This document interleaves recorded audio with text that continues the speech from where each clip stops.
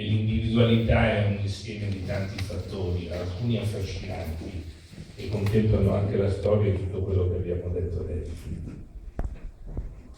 Io quando sono stato la prima volta in Francia ero con un collega, anche lui che lavorava al Corriere della Sera, era Francesco Arrigoni. Ci presero su un aereo privato, 7 posti, da Torino Caselle andammo in un'azienda nota dello champagne. Poi a un certo punto, siccome eravamo giornalisti, anche se giornalisti in erba, qui l'erba ci sta proprio bene, chiedemmo di farci visitare oltre le botti dove c'era l'omino che le puliva dentro, no, dormiva anche lì questo omino, no, probabilmente era pagato solo per far vedere ai turisti questa pratica. Chiedemmo di farci vedere i vigneti. Era febbraio e a un certo punto io e Francesco ci guardiamo in faccia e ma quello è tutto blu, cioè i vigneti erano blu. E dico, chiediamo, sapete come mai sono blu? C'è questa macchia di blu nei vigneti. Sì, perché noi buttiamo i rifiuti nelle vigne, no? Per cui il blu era il blu del sacchetto dell'immondizia. Allora andiamo a vedere vicino, c'era anche, me la ricordo sempre, la manina di una bambolina, no? E io sono tornato a casa e ho scritto questa cosa qui. E il giornale, per scrivere la settimana nazionale dove scrivevo, titolò "Le mitiche bollicine nascono dalla plastica". E quel titolo così fui punito con il non invio della bottiglia natale da parte dell'istituto della Sopexà francese. Da allora fino ad adesso mai più, cancellato dall'elenco. No, questo per dire che le storie devono essere sostenibili. Quando si racconta una storia bisogna raccontare la verità, non le favole. E allora qui c'è una grossa differenza tra noi e la Francia.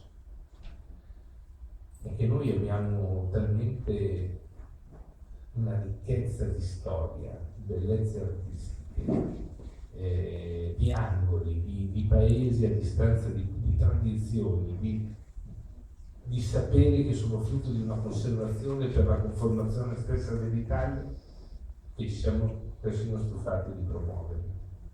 In Francia hanno molto meno di questo, anche se è la patria di un grande movimento che è quello del monachesimo benedettino, a cui si deve molto in termini di ecologia, però loro enfatizzano forse a volte oltre misura quel poco che hanno, e quindi la grossa differenza è questa.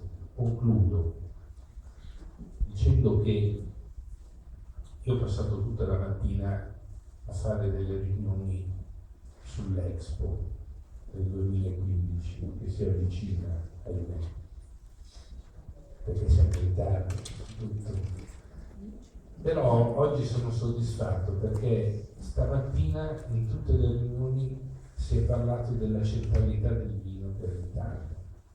Cioè, l'Italia all'Expo dovrà esserci parlando anche di questo suo bene, che è il vino.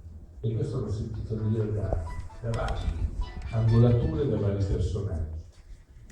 E mentre dicevano questo, e pensavo a come noi promuoviamo il vino di solito in ordine sparso, dalla piccola Camera di Commercio all'associazione che però non è d'accordo con l'enoteca, per cui no, e quindi all'estero ci presentiamo così, mentre i francesi, è un'altra differenza, non lo farebbero mai. Rischiamo che noi all'estero di arrivare in questo modo, perché noi abbiamo quello che è amico dell'assessore, che fa il vino, quello che è amico di questo, di quest'altro, eccetera, eccetera, e quindi bisogna perdere un sacco di tempo a smontare tutte queste cose e rimettere in fila ciò che vale agli occhi del mondo, che non è mai una raccomandazione, è una cosa oggettiva, è un bene collettivo.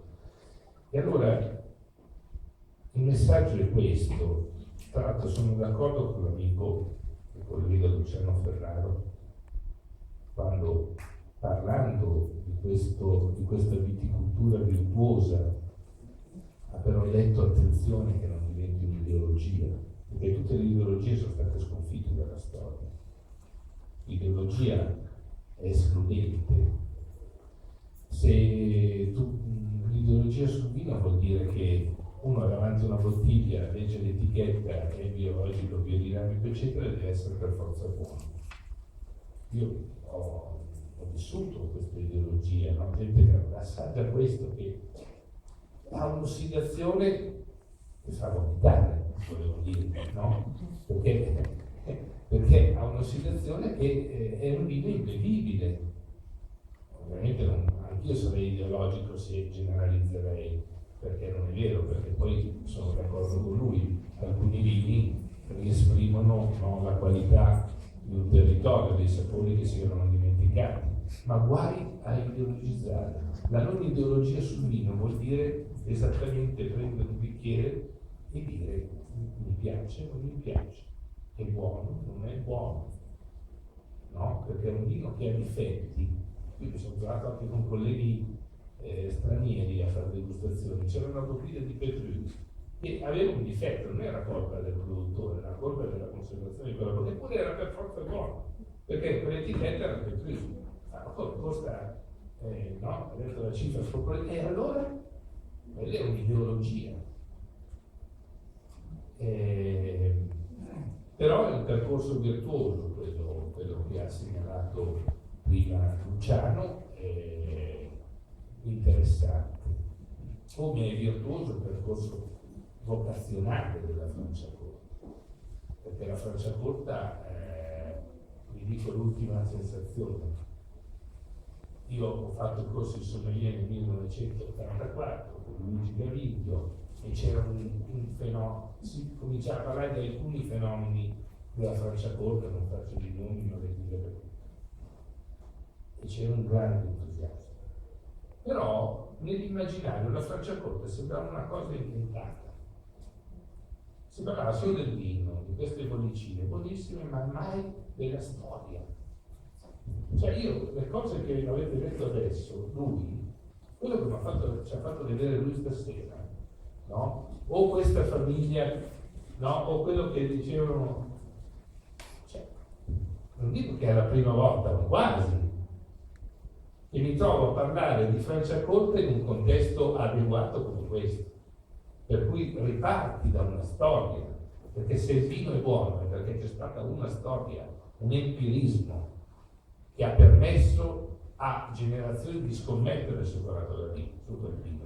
E noi questo non solo non lo dobbiamo dimenticare, ma lo dobbiamo raccontare, perché i milioni di stranieri che verranno qui avranno sete di questo. E noi, l'amico produttore, non metterà l'omino nella botte, no? A pulirla, perché non c'è bisogno. Ecco. Neanche la plastica, ma noi siamo arrivati molto prima, siamo civili molto. Non c'è bisogno, no? Alla strada spianata, basterà raccontare esattamente quello che ci siamo raccontati stasera, che è stato un momento altissimo per la vocazione di questo territorio. Grazie.